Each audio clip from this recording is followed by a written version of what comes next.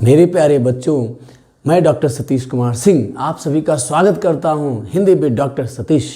हाँ, एक चीज़ नई आ गई है इस बार। उत्तर प्रदेश का अपने यूपी बोर्ड का जो सिलेबस है वो बदल गया है। इस बदले हुए सिलेबस पर आप सब परेशान हैं कि कैसा पेपर आएगा, तो इन सब का आ गया है अब समाधान। मैंने एक तैयार किया है मॉडल पेपर और क्या क्या परिवर्तन हुए हैं मैं आज के वीडियो में इन सब कुछ बताने वाला हूँ। इन सबको बड़े विस्तार से समझाऊंगा, लेकिन आप बने रहिए। हाँ, एक बात और करिए, थोड़ा सब्सक्राइब भी करिए और इसको लाइक भी करिए, और साथ साथ जब सब्सक्राइब लाइक कर ही दिए हो तो शेयर भी करिए। चलिए हम बताते हैं क्या क्या परिवर्तन हुए हैं और कैसा। हाँ, एक बात और ध्यान रखिए, अगर आपने ऐसा कर लिया, इसको ठीक से समझ लिया, तो निश्चित आपका 95% नंबर, 98% नंबर आएगा और आपकी बड़ी बड़ी फोटो छप सकती है आपके अपने अखबारों में और आप आनंदित हो जाएंगे। चलिए अब बिना किसी भूमिका के हम लोग समझते हैं कि हिंदी में क्या क्या परिवर्तन हुआ है। मेरे प्यारे बच्चों, देखो पहला जो था पहले वो समझ लो। पहले वाले पेपर में क्या होता था, 12 प्रश्न होते थे, उसमें कोई खंड का विभाजन नहीं होता था। पहला प्रश्न था कथन सत्य वाला, 5 नंबर का था। दूसरा वाला था हिंदी साहित्य के इतिहास से पहला और दूसरा संबंधित था, दूसरा भी 5 नंबर का था। तीसरा था गद्य खंड। चौथा पद्य खंड की पूरी व्याख्या थी। 5वां प्रश्न क्या होता था, जीवन परिचय का होता था, का और खा। 6वां प्रश्न क्या होता था, संस्कृत का हिंदी अनुवाद होता था। 7वें में एक श्लोक लिखना होता था और 2 प्रश्नों के उत्तर देने होते थे। प्रश्न नंबर 8 के 3 खंड थे, ये ध्यान रखना, यहाँ से चेंज होने वाला है। उसमें का खा गा क्या क्या था, का और खा और गा। का में क्या था बताओ ना, बैठे हो, सही समझे। रस, फिर छंद, फिर अलंकार। इसी तरह क्वेश्चन नंबर 9 था। 9 कितने 5 खंडों में हुआ करता था, वो व्याकरण पर आधारित था। क्वेश्चन नंबर 10 वो क्या था, वो संस्कृत के व्याकरण पर आधारित होता था, सब जानते हो मूर्खों।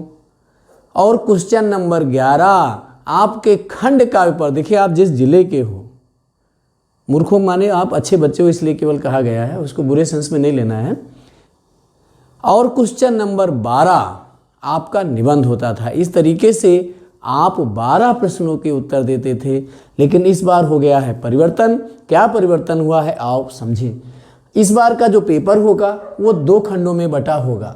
कितने, 2 खंडों, बहुत सही समझा आपने। खंड आ होगा बहुविकल्पीय होगा। बहुविकल्पीय का मतलब है एक प्रश्न दिया होगा, 4 उसके विकल्प दिए होंगे। हालांकि ये बात मत समझना कि सर जब प्रश्न भी वही है उत्तर भी वही है तो पढ़ने की क्या ज़रूरत है। पढ़ने की ज़रूरत है और उसके लिए अपने चैनल पर चलने की भी ज़रूरत है। हम बता रहे हैं एक चैप्टर वाइज MCQ 1 से 20 प्रश्न होंगे, 1 नंबर का 1 प्रश्न होगा। इस तरीके से टोटल अंक आपके कितने हो गए, 20। Very good. ये आप जरा सा भी ध्यान देंगे, पूरे वीडियोज को अगर आप सुनेंगे तो निश्चित आप 20 में 20 लूट लेंगे। अगला खंड होगा बा। बा में होंगे वर्णनात्मक प्रश्न। इस शब्द पे आपको नहीं जाना है, जिनका वर्णन आने यानी कि आपको लिखना है। इसके उत्तर कहाँ देने हैं, OMR सीट पर। ये गलती ना करना कि कॉपी पर प्रश्न उतारना शुरू और फटाफट उत्तर लिखना शुरू। फटाफट लिखने से काम होने वाला नहीं है। इनका उत्तर आपको कहाँ देना है, OMR। इस सीट अलग से मिलेगी लाल कलर की या नीले कलर की, इस पे देना है। खंड बा, इसको आप कॉपी पर लिखेंगे। खंड बा में आपके 9 प्रश्न होंगे। देखो पहले वाले पेपर में खंड जो क्वेश्चन नंबर 1 था वो गायब है, अब वो नहीं आएगा। उस पर क्या आएगा, इतिहास से संबंधित MCQ आएगा, बहुविकल्पी प्रश्न आएंगे। खंड आपका 1 और 2 गायब, यानी कि जो क्वेश्चन नंबर 3 पहले हुआ करता था गद्य खंड पर आधारित प्रश्न, अब वो आपका क्वेश्चन नंबर 1 हो गया। जो पहले क्वेश्चन नंबर 4 था पद्य खंड, हाँ थोड़ा अंतर है।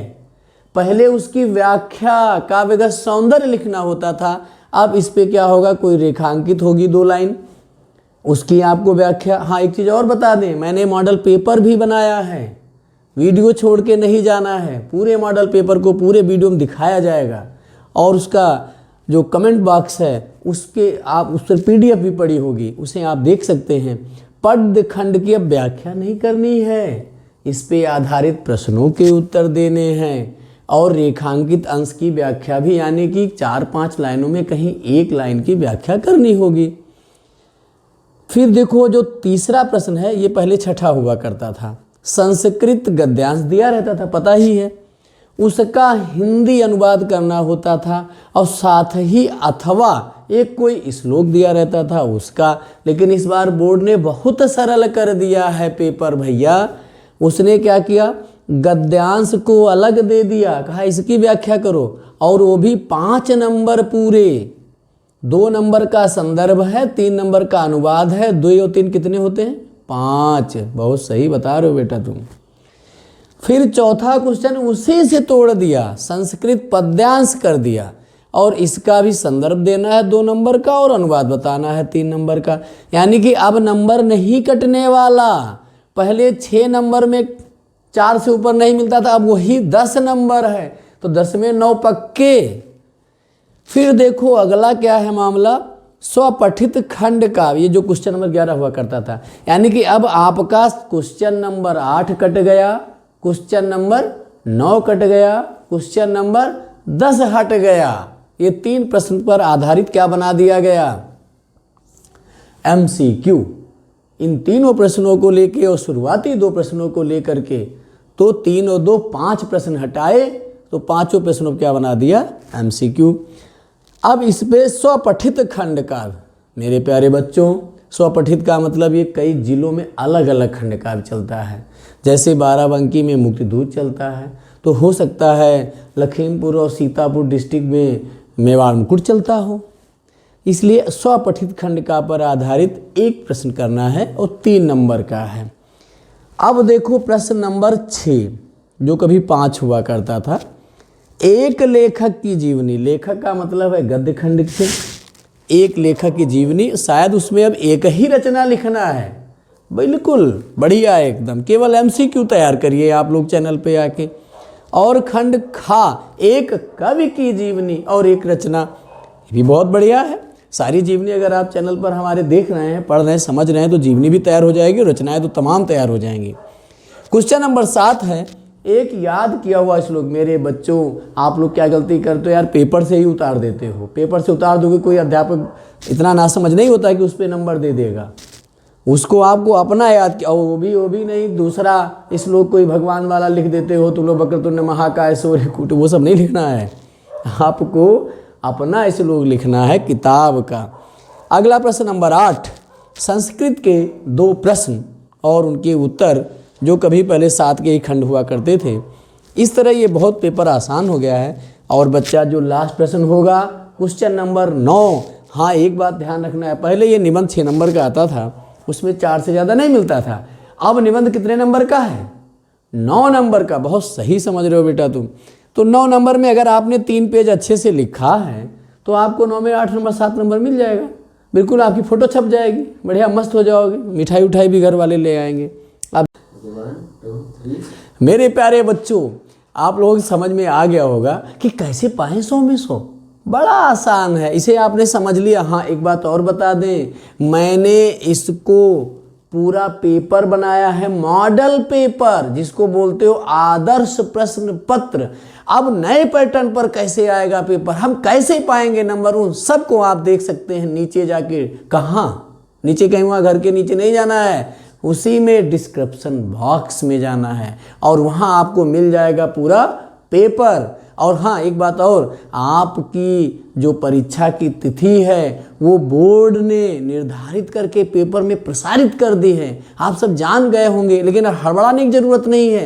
रिलैक्स, ठंडी का आनंद लीजिए, अच्छी से पढ़ाई करिए। और मैंने इस पेपर का पैटर्न बताया है, वैसे ही उसको पेपर डिस्क्रिप्शन बॉक्स में दिया है। और ये कॉपी देखो, ये मैं हल कर रहा हूँ पूरा एकदम। नेक्स्ट वीडियो में आपको ये मिलने वाली है कॉपी, कि हमारे लिखने का तरीका कैसा हो, हम कैसे पा सकते हैं 100 में 100। इसमें मैंने बहुत सरल तरीके से बताया है, आप पूरे अच्छे से समझ जाएंगे। मैं आपको एक पेज भी दिखा देता हूँ कि कैसे हम लिख रहे हैं। देखिए क्वेश्चन नंबर मैं 1 दिखाऊंगा, ज़्यादा नहीं तो फिर अगला वीडियो कौन देखेगा। ये देखो ऐसे लिखा जा रहा है, साफ सुथरा। कैसे लिखे संदर्भ, कैसे लिखे प्रसंग, कैसे दें उसको उत्तर, ये सारा इसी पैटर्न पर हम आपको बताएंगे। और पूरी कॉपी हमने लिख ली है, जो आपको अगले वीडियो मिलने वाली है। इसलिए बच्चों मेरी आपके साथ अग्रिम शुभकामनाएं। पहला पेपर आपका हिंदी है। आप हमारे चैनल से जुड़े रहिए, इसका आप सब्सक्राइब कर भूलो नहीं, संकोच ना करो। और हाँ, जैसे आप सब्सक्राइब और शेयर करने में संकोच नहीं करते हैं, कोई भी समस्या हो पेपर के संबंधित, मैं 1-2 वीडियो और दूंगा, आप उसको हमारे कमेंट बॉक्स में लिखिए। मैं आपकी हर समस्या का समाधान करूंगा। मेरी पूरी कोशिश रहेगी कि आप 100 में 100 नंबर पाएँ। हाँ, एक बात और है, जब तुम 100 में 100 पाए जाइ हो तो घर वाले सब खुश रहे हैं, पूरा मज़ा आ जाएगा। आप लोग खुश रहिए, आनंदित करिए। धन्यवाद, बहुत बहुत धन्यवाद।